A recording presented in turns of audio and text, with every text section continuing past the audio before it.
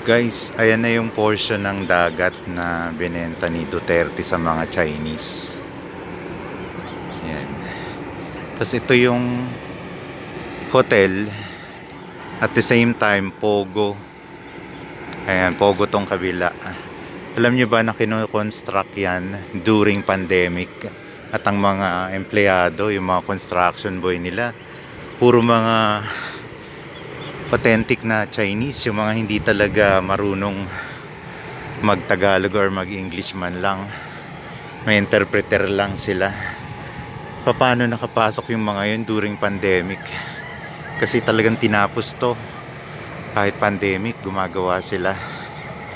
Ayan, ayan na yung reclamation area, bagong tambak. Ayan na. So, ayan, wala na rin mga damo rito.